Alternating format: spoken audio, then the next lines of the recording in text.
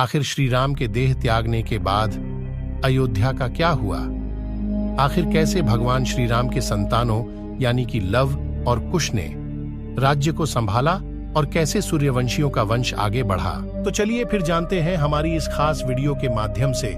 नमस्कार दोस्तों, मैं अथर्व तिवारी आप सभी के सामने पुनः एक बार उपस्थित हूँ एक और नई कहानी लेकर।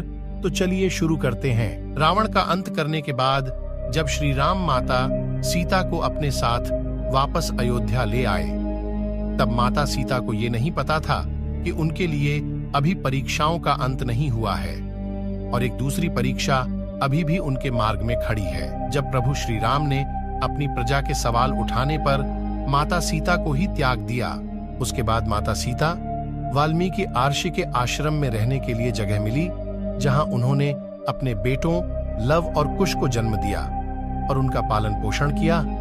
लेकिन इतना सब होने के बाद भी ये कहा जाता है कि माता सीता के पति श्री राम का ये प्रेम ही था। उन्होंने सीता को त्यागने के बाद किसी दूसरी रानी से शादी नहीं की। वे माता सीता की अनुपस्थिति में उनकी कमी को पूरा करने के लिए अपने साथ यज्ञ में सोने की गुद्धियां लेकर बैठते थे।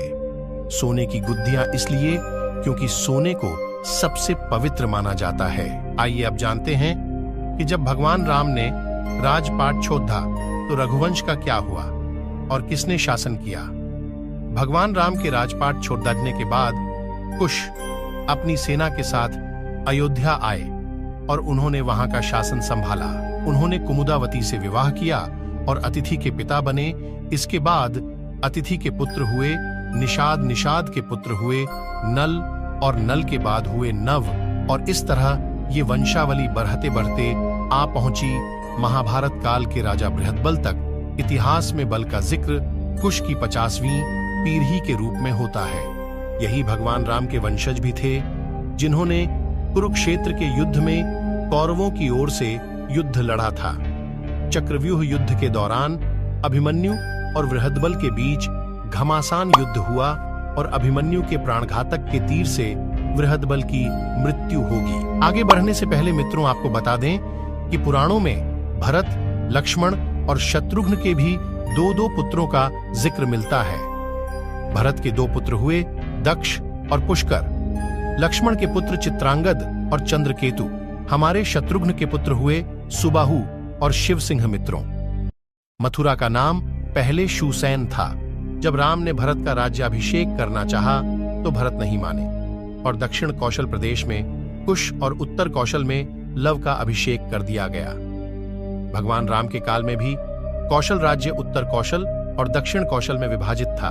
कालिदास के रघुवंश चरित्र के अनुसार राम ने अपने पुत्र लव को शरावती का और कुश को कुशावती का राज्य किया था।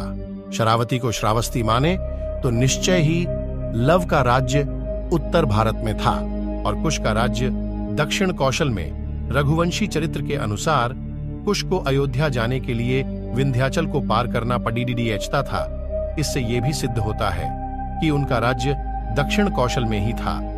कुश की राजधानी कुशावती आज के बिलासपुर जिले में है और कौशला को राम की माता कौशल्या की जन्मभूमि माना जाता है। वहीं दूसरी तरफ ऐतिहासिक तथ्यों के अनुसार लव ने लवपुरी नगर की स्थापना की थी। लवपुरी के बाद में लौहपुरी कहा जाने लगा, जो वर्तमान में पाकिस्तान में स्थित शहर लाहौर ही है। यहाँ एक किले में लव का एक मंदिर भी बना हुआ है।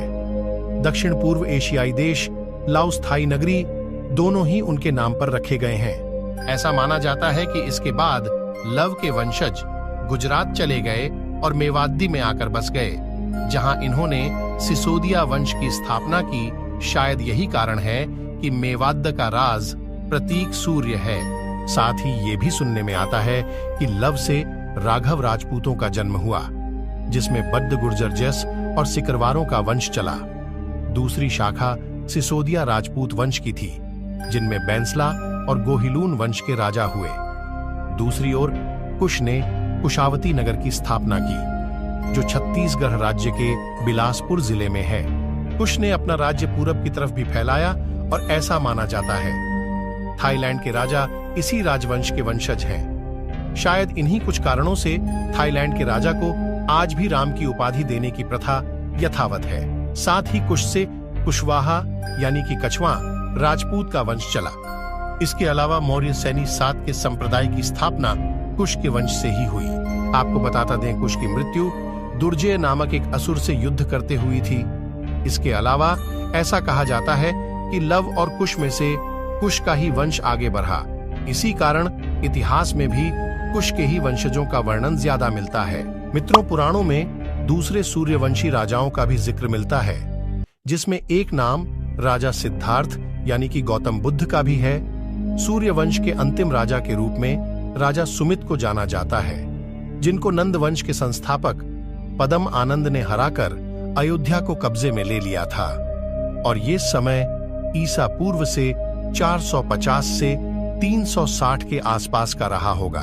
2019 में भारत की सर्वोच्च अदालत ने यह भी पूछा था, क्या राम के आज भी कोई वंशज अस्तित्व में है?